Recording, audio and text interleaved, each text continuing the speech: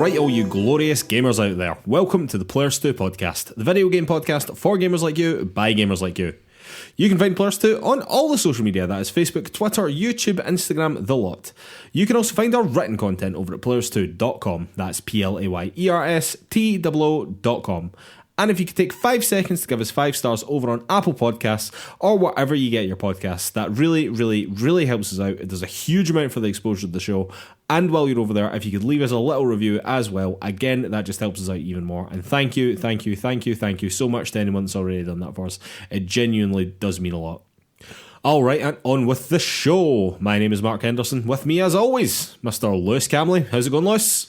Going very well, Mark. Pretty exhausted tonight, but I think these lighter nights are starting to make a wee bit of a difference to that energy levels. You noticing anything like that? Absolutely, man. I am loving the lighter nights, I've got to say. Sometimes I forget that it's so late, and it's just a nice thing to have in Scotland where it's dark too often. The perpetual darkness is lifted briefly, yeah. The winter is very goddamn dark, ladies and gentlemen. But we're moving into the spring and moving into the summer. It's great. It's very, very good, man.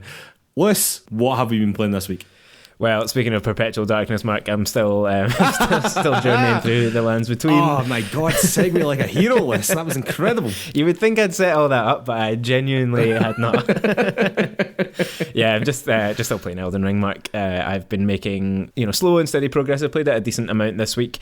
I'm not going to waste everyone's time with a kind of general overview of where I'm up to now, but I have progressed past what I think is the second sort of major boss, the first shard bearer. If anyone who's been playing it, they'll know what I mean by that. And I've kind of entered this new area where you get an amazing moment of kind of looking out over a vista, which feels like the kind of moment that should start a game, and I am literally over 30 hours in and I've just encountered this new zone. The one thing I wanted to say, because a few weeks ago I had mentioned that in contrast to my experience with Bloodborne, one thing that I had been kind of nervous about with Elden Ring was that the open world structure meant that sometimes the game feels less designed, and that's obviously one of From's really core things, is that they make really fantastic levels that you want to explore and that all kind of interconnect. But a thing that I've started to realise with Elden Ring, sort of in contrast, is that it alleviates a different problem that I found in Bloodborne, which is when I came up against this boss, his name's Godric, I'll just say that, people who are playing the game will know, and the first couple of times I attempted him I was just getting absolutely thrashed. I wasn't strong enough, I didn't have enough health, I didn't have enough health regen, and I needed to go and grind and upgrade. Now obviously in other From games, and Bloodborne's the example I always use because that's the one that I've played to completion, but you would just go back to an area that you had been in before pretty much and grind and just kill the same enemies again to earn blood and to upgrade after that. But the thing about Elden Ring was, in this scenario, I had progressed through this whole chunk of the game, gone all the way through this kind of castle location, and instead of trying to just bash against the wall of all that, I fast travelled back down to this part of the map called the Weeping Peninsula, which is south of the starting point. It's what was kind of the first area that you can access outside of the actual starting zone, and it's a wee bit easier, I think, than some of the stuff I'd been doing. But I had tons of locations there and dungeons there that I hadn't explored at all, and I just kind of went and tidied all of that part of the map up, and in doing so, I upgraded several times in several kind of important ways, and found some really cool stuff which I won't go into just now, but when you're playing it, I'll come back to some of that, and have gone then back to that boss fight and done it with not ease still, like the boss fight was still difficult, but with much more parity and much more of a sense of like, oh, I actually can achieve this and I'm not just totally underleveled for it. So I think that the open world structure has solved that problem from games, where you're not just going back to the same location to kill the same enemies to get the whatever you need to upgrade and then returning. You can actually just go and explore new things and still keep the experience feeling fresh, which I think is a really fantastic thing about this game. Yeah, man, that's really excellent, actually, I've got to say, because it makes grind interesting, do you know what I mean? It means that you are still forced to level up, still forced to play the game to a point where your level matches your skill, I suppose. But you're doing that in a far more interesting way. You're not just being forced to continually beat your head against the same wall again and again and again. You can just go in that way and do different things. And yeah, man, that's fucking cool. That's great, actually. I really like that. No, it's a really strong improvement. I think I'm glad to have been doing that. So yeah, more Elden Ring to come, but enjoying it, really enjoying it, actually. Yeah, I would say I've totally settled into it now. What have you been playing this week, Mark? Well, Lewis, I said that I was going to start Elden Ring, but I decided not to do that. And instead I've decided to totally waste my time playing Madden 22. Which I would describe Lewis, I would describe this game as embarrassingly similar to Madden 21. Were you expecting anything else? To the point, Lewis, and this is not a joke, I cannot stress this enough, this is not a joke. I had to make sure I hadn't accidentally started the wrong game. That is absolutely true. It is similar to the point where it has some of the same weird bugs and stuff like that, which leads me to believe that Madden 22 is quite literally, and I don't mean this in hyperbole in any capacity, is just an updated Madden 21. Yeah. Like, it is so staggeringly similar. I had obviously fallen off annualized sports games like this for years and years and years and years and years. So I hadn't really appreciated this problem, I don't think, to be honest, Liz. And you hear people complain online and saying, oh, this is just copy and pasted from the last game. And honestly, I think that's giving them too much credit, because I think that implies in some capacity that they even intended on starting with a blank slate, because they've just taken the whole game. It's not this bit that's been copied and pasted. It's just a continuation of the same thing that's just been repackaged, slapped a different logo on it, got a different player on the cover and said, there you go, there's your new game. But, and I cannot stress this enough, it is not a new game. It's not a new game at all. It's exactly the same fucking game as last year. And I know that people are probably listening to this going, yeah, we know, this has been a problem for years and years and years. And particularly because I'm sure that this is exactly the same nonsense that's happening in FIFA, which is obviously massively more popular in this area of the world. I just had no idea. But frankly, if this is the situation, these sports games are even more of a fucking con than I thought that they were, Liz. To expect people to pay full price every year just because you've cornered the market is so absurd and frankly unethical. It has never been clearer to me that despite its rocky start and its terrible launch, maybe even the gameplay's rubbish as well, but the model that Konami are going after with eFootball, where it's just one game that is updated year after year after year. I mean, there's no reason why EA or anybody couldn't announce EA American Football or EA Soccer or whatever and just update that on a yearly basis without having annualized releases. Because at the same time, they must be running up against the problem of like, well, how do you improve football on a yearly basis? Do you know what I mean? You can't really improve that up to a point. Basically, these games have sort of fundamentally, at least, got to a point where you can't really improve them all that much. So it's a natural fit. Just actually do what's right and make it a season. Like, it even works with the actual games, like the NFL season and the football season. Just make it a season. You just pay for that season, and then the game updates and all the players update, and then you get incremental improvements in graphics and gameplay as you go along. But these annualized releases don't work, and they're quite frankly not fit for purpose anymore, Lewis. Like, it is embarrassingly similar. It is embarrassingly similar to the other game. I cannot believe that they are charging people full price for that, because it's insane. It really, really is. Yeah, I mean, it sounds crazy. I'm not surprised in the least that that's what's going on and that's what it feels like.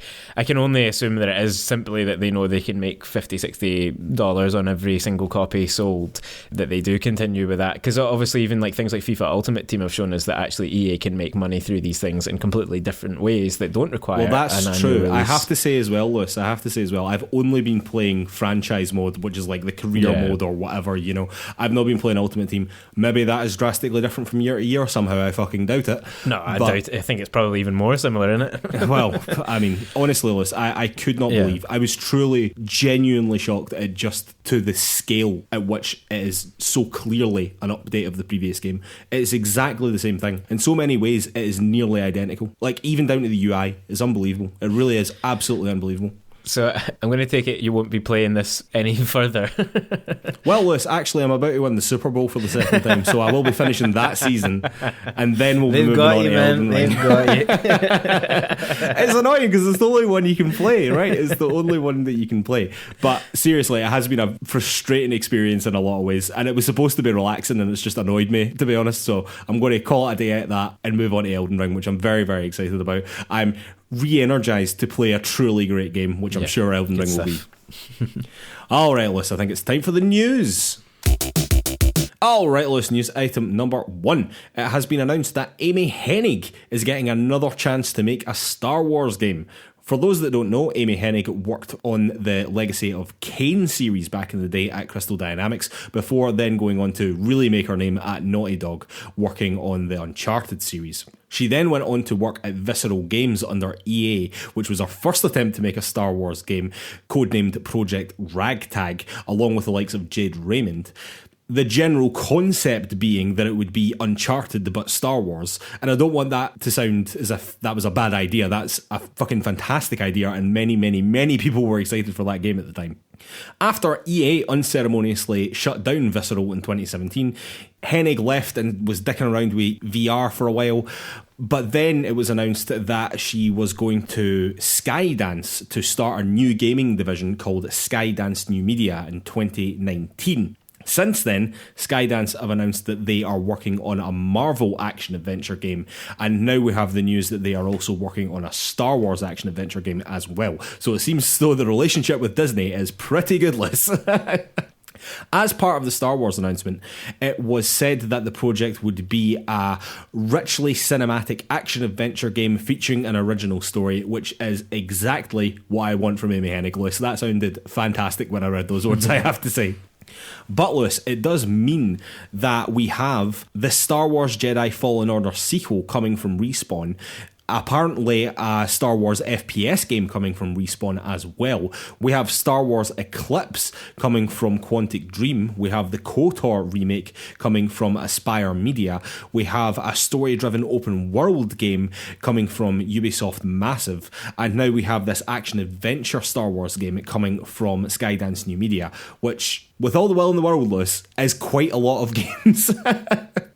And while I am excited for most of the games on that list, we have seen Disney saturate the market with the Marvel games as well. And I'm sort of wondering, at what point do we cross into too many? At what point is it getting oversaturated? At what point is it sort of becoming boring that we're getting at least one Star Wars game a year, if not maybe more than one Star Wars game a year, and a Marvel's game a year as well at the same time? You know what I mean? It's just a lot, it feels like, you know?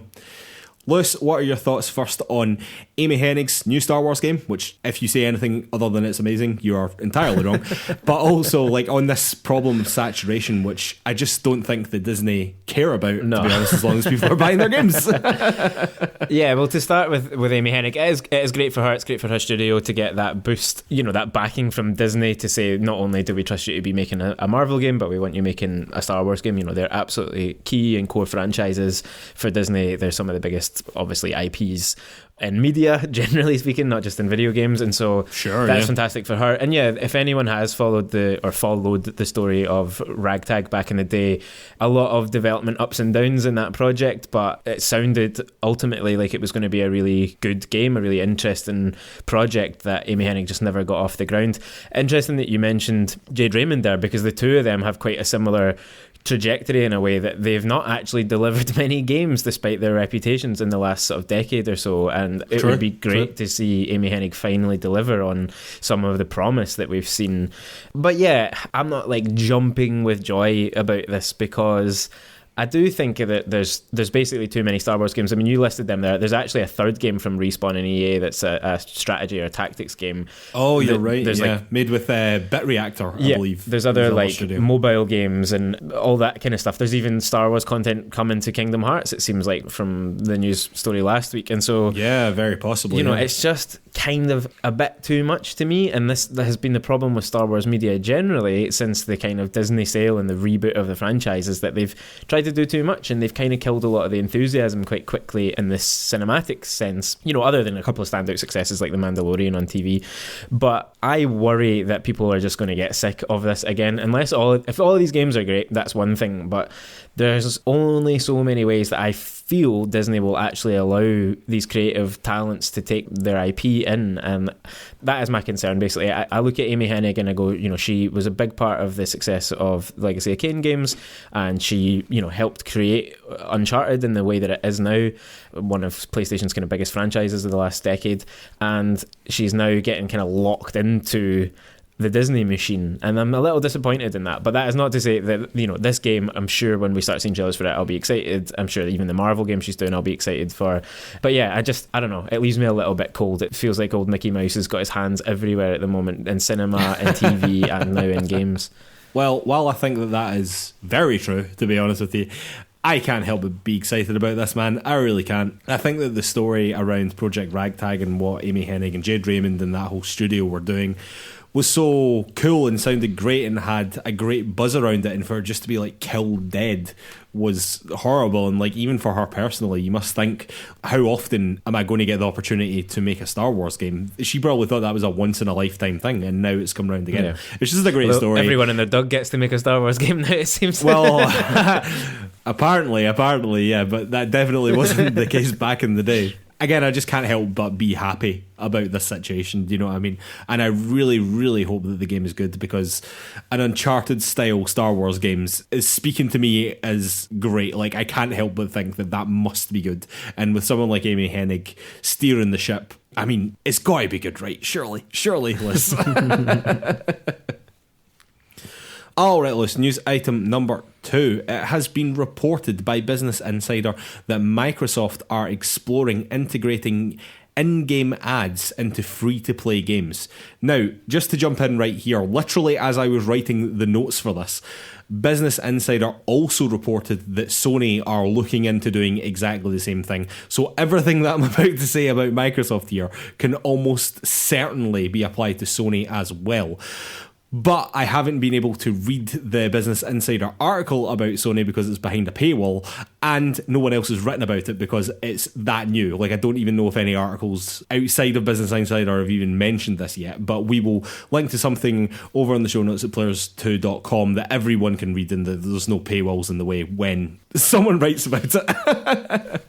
But bottom line is, both of them are planning to do it. Both Sony and Microsoft are planning this, okay? So, apparently, one of the sources speculated that Microsoft is currently, and I want you to underline both those words, speculated and currently, not interested in taking a cut of the ad revenue. Apparently, this is to give more money-making opportunities to devs making free-to-play games. And apparently they are moving forwards cautiously and intend to create a quote-unquote private market where only selected brands can insert their ads into games in a manner that does not disrupt the gaming experience. The example that is always used here is in-game billboards in racing games, which is always brought up in these situations, Lewis, and is the only situation that anyone can really think of where these things are sort of okay. But Business Insider was unable to learn whether or not Microsoft were planning any other types of advertising, e.g. maybe on skins or in-game items, or even with video ads in gaming lobbies. Technically, in-game ads are nothing new. In 2008, Obama famously advertised in Burnout Paradise. Modern sports and racing games are full of advertising technically, and even Kojima gratuitously advertised Monster Energy drink in Death Stranding. I do have to say that this is a bit of a double-edged sword here, to be honest, because I think here on PlayersToo, we like to think that we would support smaller teams that maybe don't have the money to make the games that they want. And if you're trying to make a free-to-play game, that can be very hard to get off the ground if you don't have immediate income from sales and things like that. I still don't feel great about putting advertising in games like that either, to be honest. I'm not really sure that is the best solution. Not that I have another solution. But my worry would be that this would immediately creep into bigger games when there was one successful smaller game that pulled it off and it was normalised then. Basically, I think that this is a very, very, very slippery slope. Yeah, I think it is a bit of a slippery slope, to be totally honest. I mean, it's a complex issue, this, because it can go in multiple directions, as you said, and different implementations of this could result in completely different feelings about it, I think. We had a big argument, I don't know when, a year ago or something, about the potential of in-game ads coming to one of the NBA games, and we were sort of saying, sure, you know, where's the limit there? Because there's already things that look a bit like ads in games like that anyway, but here, you know, we could be talking about anything, really. What's worrying to me is kind of that it's coming from the two platform holders, actually. Sure, yeah, I that totally agree with that. That feels different to an individual publisher like an EA or a 2K, who we might expect to do these types of things, or at least try these types of things and see what kind of pushback they get. But if Sony and Microsoft do it, and if they do it simultaneously, and it seems odd that the news has come out about both in the same couple of days, that sets a norm, and it's very hard to change that norm, because what power do you as the consumer have if you're a console gamer? You can't really leave both of those platforms and still, you know, unless you become a Nintendo only boy. I mean, I don't think that Nintendo are about to do this, probably because they are about 10 years behind everyone else on these things. So in terms of that, like, they might not take a cut because they want to help publishers or developers of free-to-play games to get more money. I just was Googling there what Genshin Impact has made. Genshin Impact from mobiles alone, it was reported in late 2021 on the BBC, and I'll include a link to this on the show notes. From mobiles alone, it made over $2 billion. And so there is plenty of money to be made from free-to-play games without doing this. So I'm not convinced that that's the only argument, unless there's a bunch of indie studios who are suddenly interested in making free-to-play games. That remains to be seen. And maybe if they're indie studios, they just shouldn't be doing that, and they should be looking at more conventional models. So it's murky. I hope it doesn't happen in this way, or at least not without kind of quite serious consultation, both with gamers and probably with like regulatory bodies and that kind of thing as well, because this is the kind of thing that you can totally imagine will end up bringing exploitation to games. How do you control what gets advertised and to which audiences? You know, can you stop kids being advertised things that they shouldn't be advertised within a game? But, you know, you said as well, slippery slope, and I look at something like Fortnite, Mark, and I say, we're basically there already. I mean, Fortnite to me often looks like a massive advertising platform. You know, if you've got a new film coming out, you know, part of your marketing strategy is to get your characters added to Fortnite, and so we're kind of there already, just in different ways. And if this is just a more obvious way of doing it, then I don't know, I'm not sure how we fight that, but I hope that there's a bit of a debate about it at least. Yeah, I mean, to be honest with you, I think that everything that you said there was pretty bang on, to be honest, man. I suppose the counter to this is that for every Genshin Impact, there's hundreds of games that aren't doing that. Do you know what I mean? And could this help them? Very possibly. Does it feel good? Absolutely not. I think that this will be far from the last time that we end up talking about this list, to be totally honest. Particularly if both of the platform holders do go down this road. It'll be very, very interesting to see what comes out of this, because I'm not seeing too much blowback right now, which is slightly concerning, I've got to admit.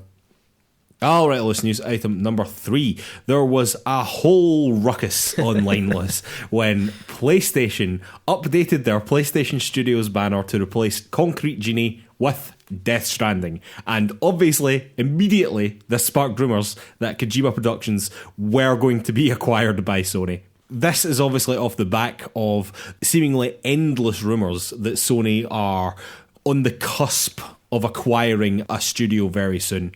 However, that in and of itself has also been going on for weeks, so who knows? Who knows, Liz? However, it does have to be said that second party really isn't a thing to PlayStation. I don't really think that is terminology they use anymore at all. The way that Sony see it, basically anything that they publish, whether it was made by a PlayStation-owned studio or whether it was made by a quote-unquote second-party studio like Kojima Productions, I think Sony basically see both of those games the same way, internally anyway.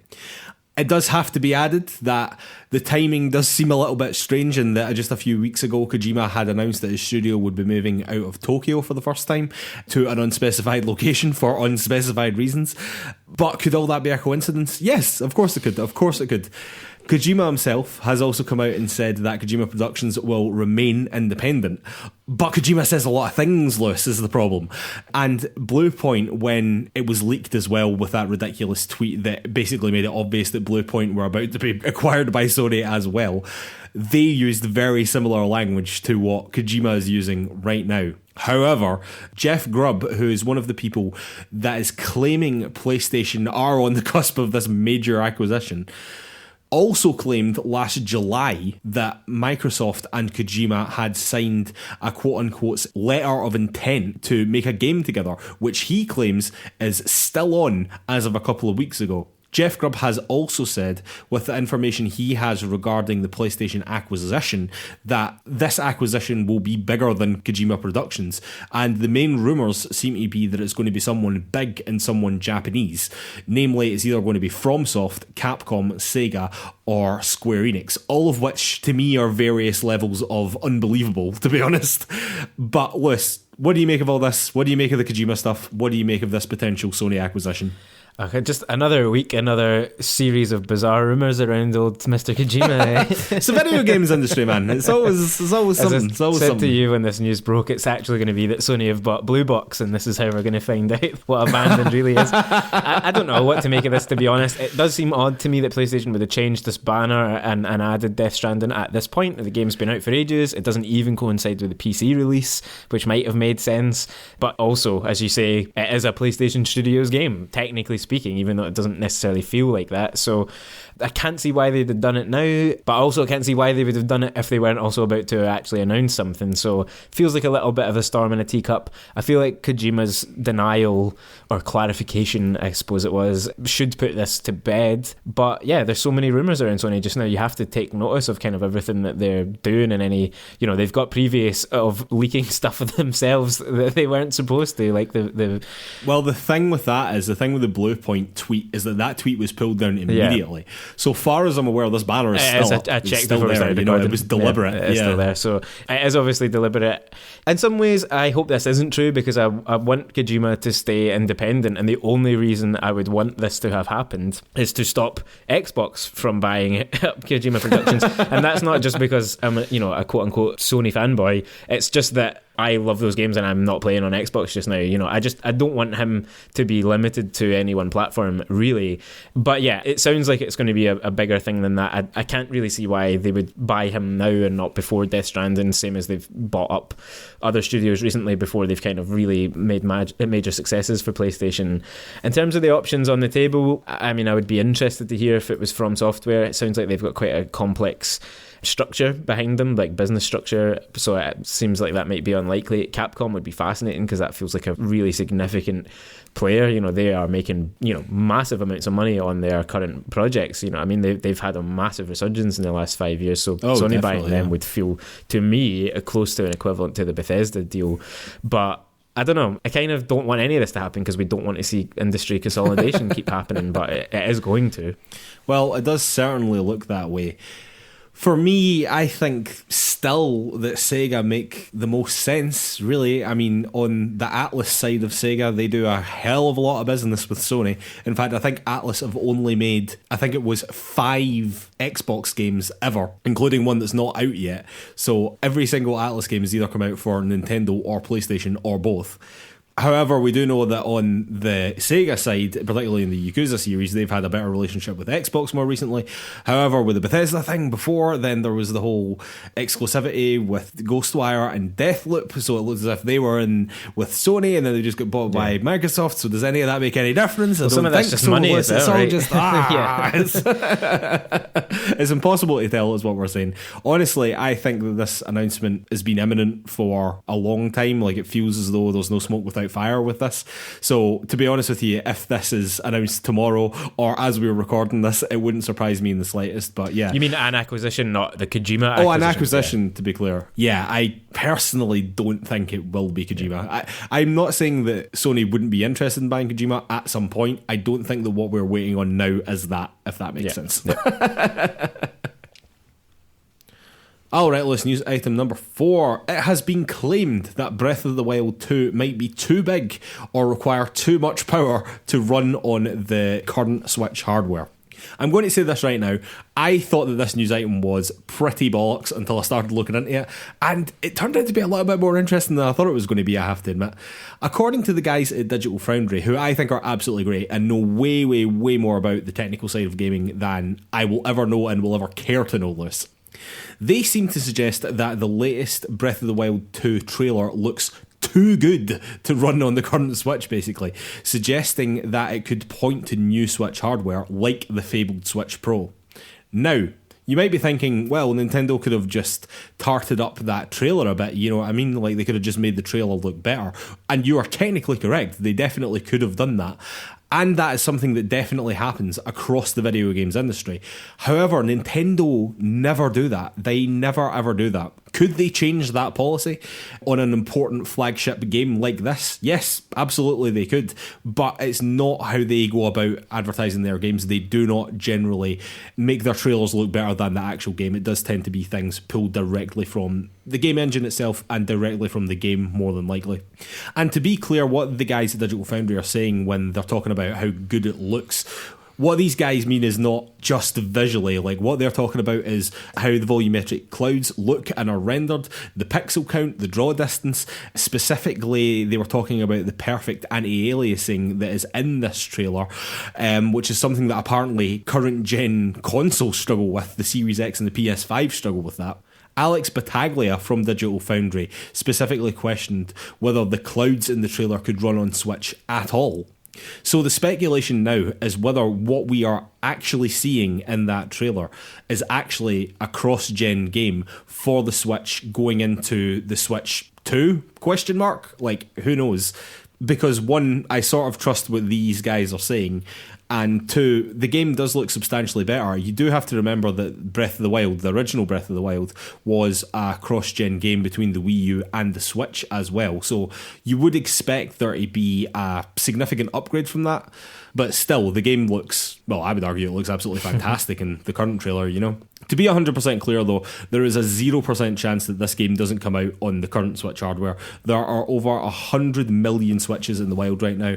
There is no question from a financial standpoint that that game would ever not come out on that hardware. It's not going to happen. But Lewis, what are your thoughts on this Switch hardware?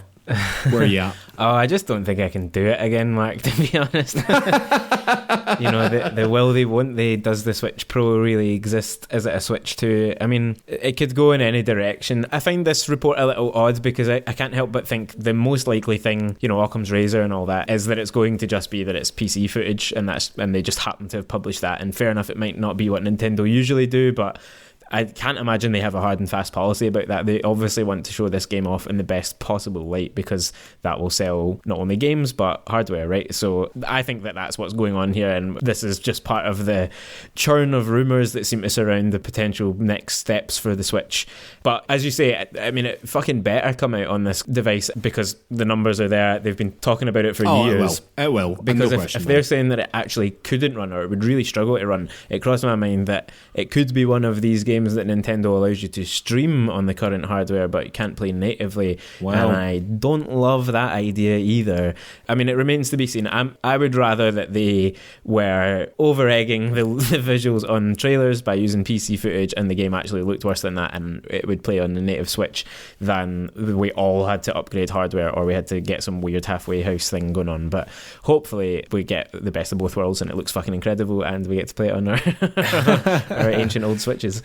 Yeah, I don't know if they're just working some wizardry here, but I mean, these guys at Digital Foundry know what they're talking about, you know what I mean? So I have no real credentials to question them, if I'm totally honest. But yeah, even in terms of like a marketing cycle for a new piece of hardware for that time would need to be sort of starting now, you would have thought as well. So yeah, I don't really think that. What I might be thinking a wee bit more about is that maybe come, I don't know, December holiday time next year, then are we talking maybe about a new bit of Switch hardware that they already have a dev kit for and that they've just pumped the trailer out from just now. But when this game launches, I strongly suspect it will not actually come with a new piece of hardware. And to be honest with you, I'm okay with that for now. Alright, let's finish off as we always do with a couple of shout-outs. Shout-out number 1, the Playdate reviews are in. If you don't know about the Playdate, it is a handheld device made by Panic, who are best known for publishing Firewatch and Untitled Goose Game. But if you know of the Playdate at all, you probably remember it from it having a crank on its side as an input device. Basically, the reviews seem to say that this is a really fun, cool little thing. I think part of its appeal is that it comes with 24 games already baked into it that are sort of released over a 12-week period, it sounds like, including ones made by Kiyata Takahashi, who made Katamari Damacy, and Bennett Foddy, who made Getting Over It, as well as a game coming from PlayersToo favourite Lucas Pope at some point, although I'm not sure that that's included in this sort of first season, as they're calling it. The major drawback from it seems to be that the black and white screen, which I actually think looks great, but it is not backlit. A although it is highly reflective, so therefore it performs better than like those old Game Boy screens and things like that. But listen, in the year of our Lord 2022, I really think that backlit screens should be every screen. Like, non-backlit screens should be a thing of the past, really, particularly when it costs $180. However, I think that it's a really, really cool little thing. I do remember speaking to you about this off air, but you sort of put me off it, which you're now denying, I notice. But now the pre-orders aren't being shipped until 2023, so that's a little disappointing. Yeah, I mean, I've always thought it looked like a cool thing. I can't remember. I remember us talking about it. I don't remember what I said that put you off it, but I suspect my contention was just that it's like needlessly exclusive, and that, you know, ideally these games would just come to itch.io at some point or something like that, so that... Well, to be clear, anyone can make a game for it. You can sideload any game on, and they've made it really, really easy to do that. I think you can do it like straight from their website, or you can do it just plugging it into a PC. So anyone can make a game. It's not like exclusive. Well, it's exclusive in that if you don't pay the $200, you've got no way of ever playing it, and they're going to be pretty rare and hard to get. You know, I would love to play Lucas Pope's new game, I see. but Okay, I'm not necessarily going to drop $200 on this. So no, I mean, reviews have been good. It remains to be seen whether the games hold up, I suppose. But for everyone that's got a hold of one, I'm sure they're going to enjoy it. Yeah, definitely, man. I hope to be one of them one day. One day. Alright, let's shout out number 2. And speaking of handhelds and the Game Boy specifically, it seems that there have been 2 Game Boy emulators, one for the original Game Boy and one for the GBA, that have leaked that it very much seems as though are coming to the Switch Online, probably imminently, to be honest. This is in line with rumours that have been kicking about for absolutely ages about Game Boy games coming to Switch Online. This will almost certainly be part of the expansion pass, let's be honest with that as well. Along with these emulators, 40 GBA games have also been leaked, including Castlevania Aria of Sorrow, Kingdom Hearts Chain of Memories, Metroid Fusion, Metroid Zero Mission, Wario Land 4, and The Legend of Zelda The Minish Hat, along with Mega Man games. There's a whole bunch of Mario games there as well, as you would expect. A really good list, I would say. It also seems to have leaked as well along with this. It just seems as if everything's leaked, Lewis, if I'm honest, that link cable support is also included in these games as well, so online play will be an option. This is probably something we were all expecting, let's be honest, but it's nice to have it all but confirmed here, and it goes much further in justifying the £35 expansion pass as far as I'm concerned. Yeah, I mean, it's like you say, no smoke without fire. These things have been talked about for so long. But this is all the fire. Like, we can see the flames. We forget the fucking smoke. It's been a long time coming. I think this is cool. I mean, yeah, like you say, it adds more value to that package, which I still think it needs a little bit of. And there's definitely some old classics on both systems that would be great to play. So, hopefully that gets a kind of an official announcement soon. I really wonder if the OG Pokemon games come to this. I strongly suspect that they will never, ever make an appearance, but I would love it if they did. Alright, Lewis, shout out number 3. The Witcher 3's next gen release has been delayed indefinitely, it has been announced. The game had been expected to release in the first half of this year, but CDPR are currently, quote-unquote, evaluating the scope of work for the next gen release. They have also announced that they have moved the development of the game in-house. The game had been developed by Saber Interactive in Russia, so I don't know if it's just because they weren't happy with the state of the work, or is that a political decision, or is it something that they've had to do because of sanctions? Like, we don't know, and we probably will never know, to be honest. Either way, it is not a promising development for the quality of that release, let's be honest.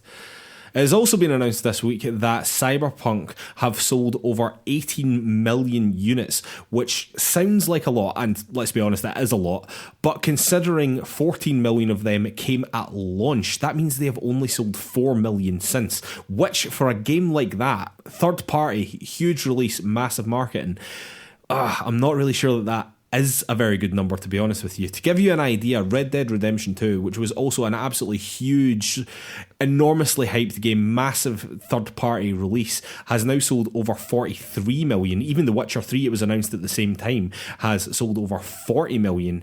Those are the types of numbers that they would be expecting Cyberpunk to hit and be in line to hit, and I don't really think that they are at all.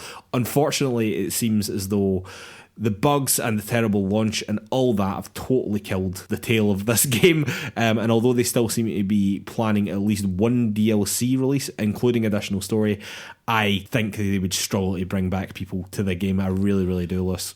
Yeah, I agree with that totally. I can't see many people jumping back in. I would still kind of be surprised if that DLC ever arrives, if I'm totally honest. Apparently it's coming. To suddenly be like, well, here's a story expansion. It's like, who fucking cares? It's way too late and the audience has dropped off it. Yeah. I don't know. I think they've probably got to move on, but they probably also feel like they can't move on. They're in a bit of a bind on that one. Sure. And just jumping back quickly to The Witcher, I think it's a real shame that we're not getting that upgrade anytime soon. Hopefully it isn't. Well, I don't even know what I hope. I was going to say hopefully it isn't because of the war, but then also, it's a good reason to not be doing it if your development was happening in Russia, but it's just, that would be a messy situation.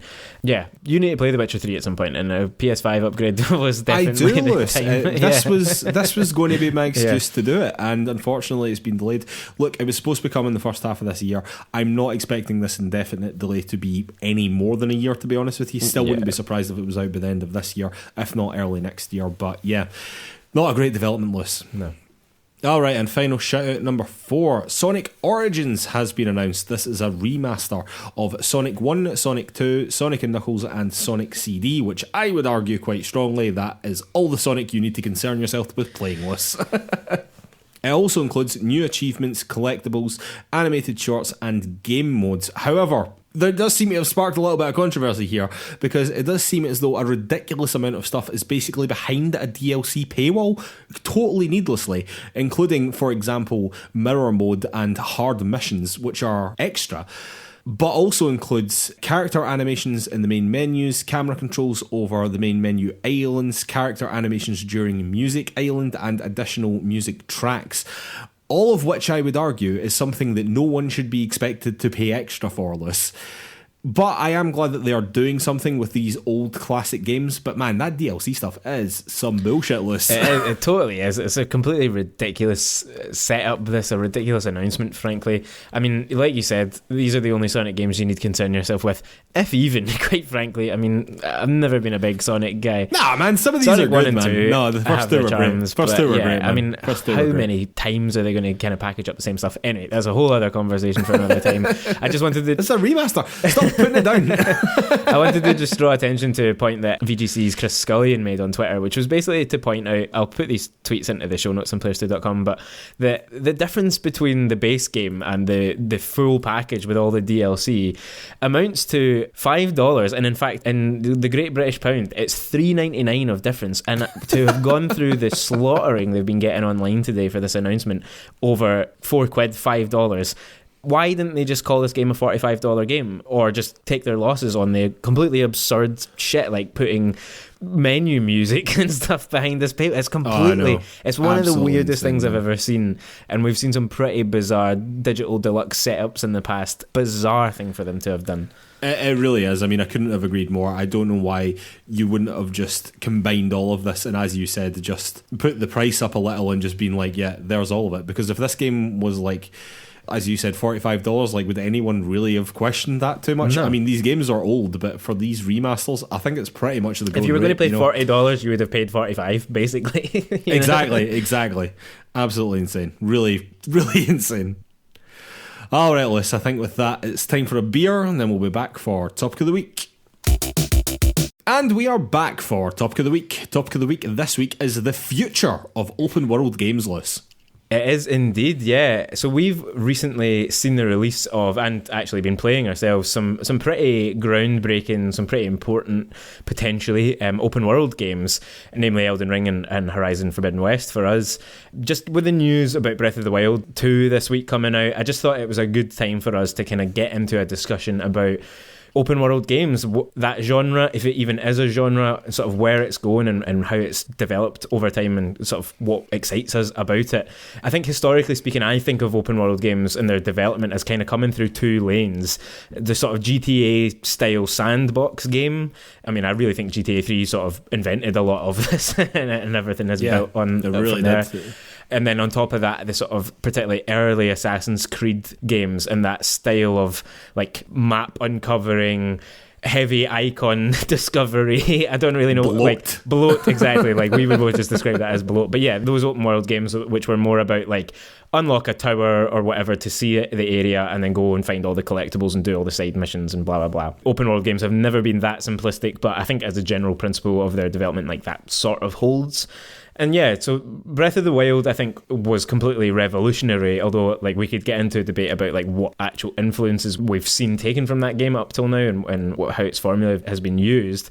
But some other major open world games I think have all brought their own sort of different ideas and changed the open world formula, so much so that like now I think open world games are kind of a bit of a norm. There's open world or semi-open world or open world light games coming out all the time, and we might not even think of like some of them. everything was an RPG 10 years ago, right? Now everything's an open world game. Exactly. yeah. I mean, I could list off games that I was saying to myself as I was prepping this, like, is that an open world game? It's almost like 4 open worlds held together by a time structure, which is Deathloop, right? Like, yeah. But some games that I was thinking about as being fairly major ones recently were things like The Witcher and Cyberpunk, the Horizon series, Ghost of Tsushima, Death Stranding, No Man's Sky to a certain extent, Watch Dogs, Metal Gear Solid 5, the Fallout games, Dying Light 2 was a big one from this year, Halo Infinite, sort of, Forza Horizon 5, which like I think follows like Burnout Paradise's lead, obviously the Spider-Man games recently and sort of always, the new version of Assassin's Creed, Shadow of Mordor, Red Dead.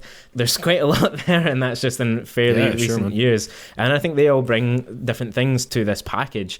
I guess I'm particularly thinking about like what is going to happen next, and obviously while I've been playing Elden Ring, I've been seeing a lot of things happening in that game that I think might be part of the real future of successful open world games, and I think it could even synthesize things from that with things that Breath of the Wild did to kind of really push the medium forward. Big grand topic this. I think we could probably talk about this for hours, and we're going to have to squeeze this into the short bit of time that we have, but I guess first of all, what do you like about open world games, Mark? Do you even like open world games? I don't know, like, you're posing that question to me now and my immediate thought was I don't really like open world games, which I think is always like lodged in the back of my head, but actually some of my favourite games ever made are open world games, like Red Dead Redemption 2 and Breath of the Wild are open world games, you know. Horizon Forbidden West I actually recently played, was fantastic. Ghost of Tsushima, absolutely fantastic game. Spider-Man, as you said, like all these games are to more or less an extent open worlds, do you know what I mean? So yeah, I suppose I do like open world games, but when you say open world games, like I immediately go to Assassin's Creed 3 bloat and terrible open worlds. Like that in my head is just a snag that I can't seem to get over. But I mean, yeah, I suppose I do like open world games. What do I like about open world games? It really depends, I suppose. Like in my head, there's 2 sort of different types of open world game to me now in a modern sense, and that there is things like Ghost of Tsushima and Red Dead and Horizon, which are trying to be like hyper real to a certain extent, or like trying to very much root themselves in reality. Then there's Breath of the Wild, which is just being like, we've made a super fun world, go mad, you can go anywhere you want.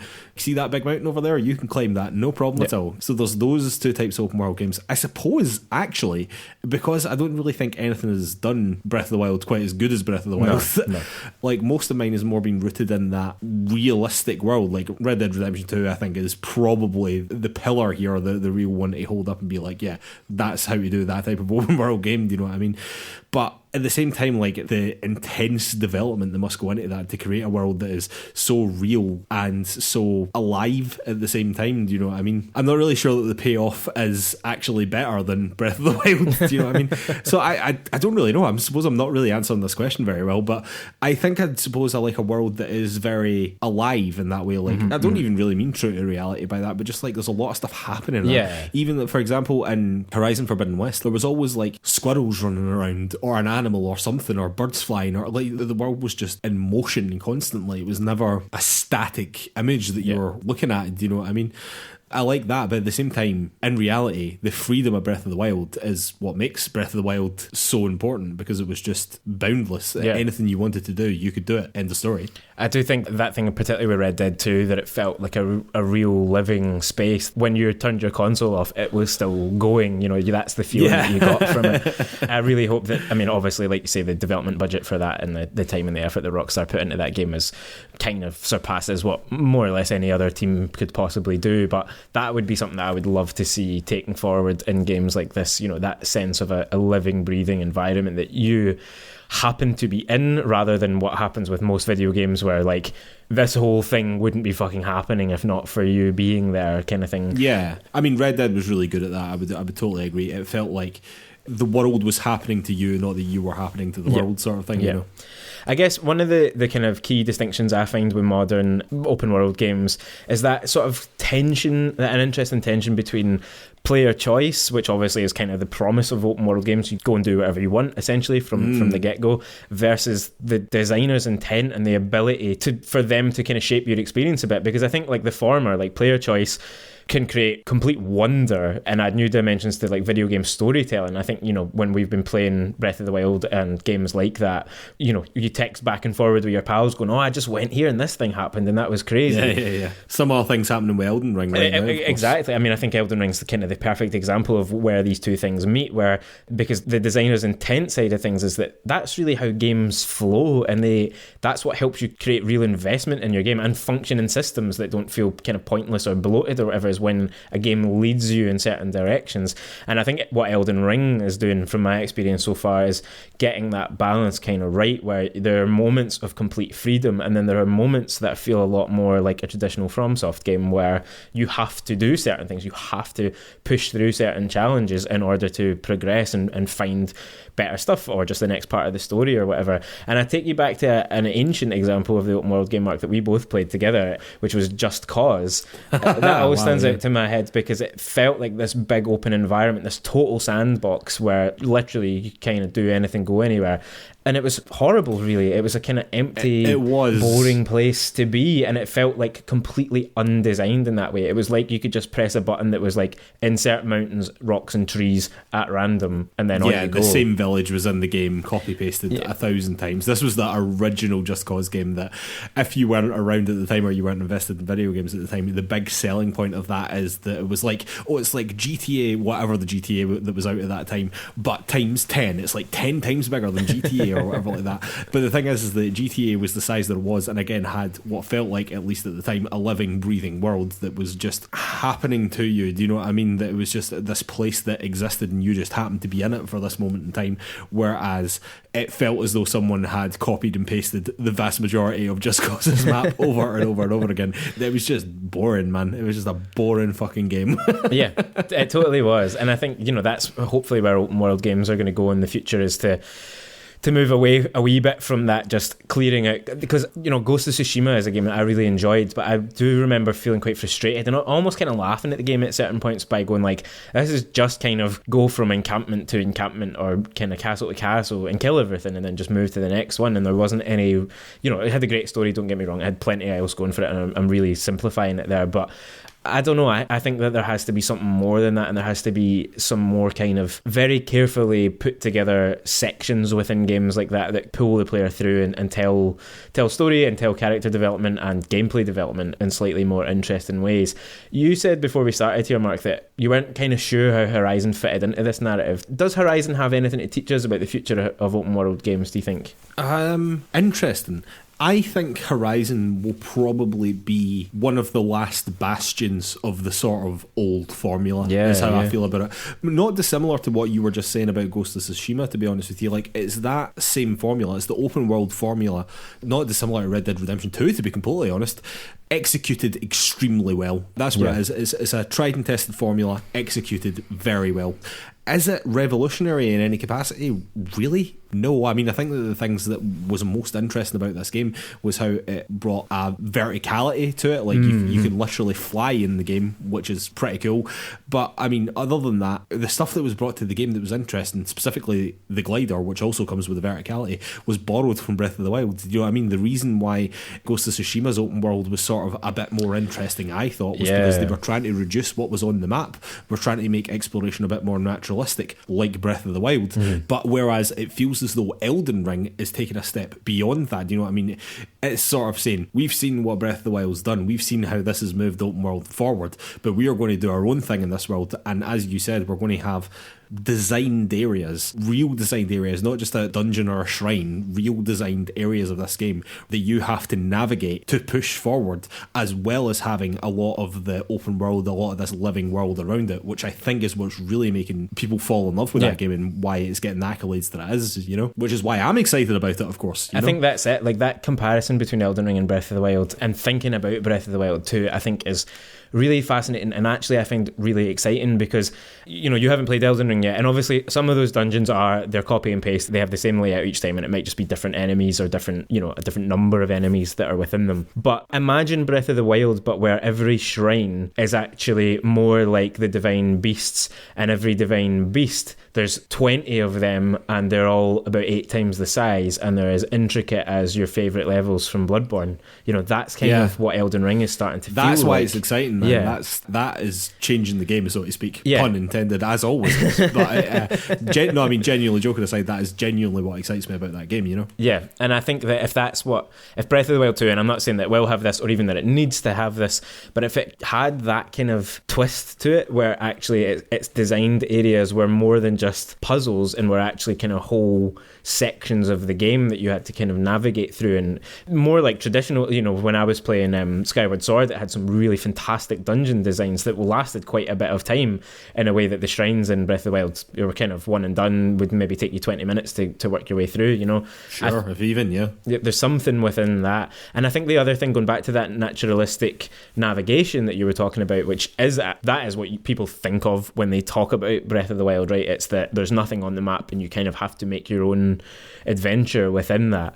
And Elden Ring, similarly to Ghost of Tsushima, follows that path, right? There's nothing really on the map to begin with. You just have to kind of look around the topography and make decisions about where to go. But one of the things that I think it's done really interestingly is integrate the typical From Software in-game messaging system between players to sort of allow people to say what, obviously you get the usual like, oh, there's an enemy ahead, there's a boss ahead, but also people are kind of leaving messages saying like, keep going in this direction because you'll find a site of grace, right, which is like a bonfire, or, you know, jump off this thing because there is actually something down there that you might not have bothered trying before. And so it opens the game out in a completely different way. And I've thought a wee bit about Death Stranding while I've been playing it for that reason. Sure. The way that the in-game messaging system in that I thought was really interesting, and it allowed probably some of the more the way that the Death Stranding world would change between safe zones and BT zones, and the way it would change between kind of typical topography that you could navigate well to the snowy mountain zones that you suddenly needed completely different gear in or whatever.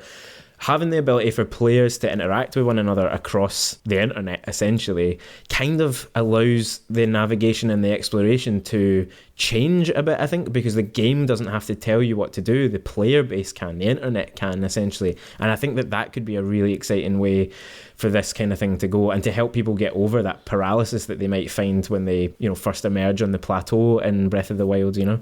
Yeah, it's definitely an interesting way of going about it. Like you say, let other explorers, for lack of a better term, in-game tell you about the map rather than some NPC telling you, oh, well, to the north there's this place and to the left there's this place. And if you head southeast of here, then you'll get to this. And then every time you speak to that NPC, they go, oh, have you been here yet? Have you been there yet? Have you been there? You know, like, rather than that, again, it's a much more natural feeling exploration of the map and an exploration of the game. Yeah. And don't get me wrong, like, the design of Breath of the Wild to make it feel as though you're making all the decisions, but in actual fact, particularly at the beginning of the game does very subtly steer you towards where you're supposed to go, so that the rest of the game isn't a mystery to you. And I'm sure the same is similar in Elden Ring, because you sort of need that. You need that push. You need to sort of understand how the game operates before it just drops you in. And even a game that is punishing as Elden Ring and From Software games, like, is still very unfun to not have a fucking clue what you're doing. Do you know what I mean? That's not where the punishment should come from, you know?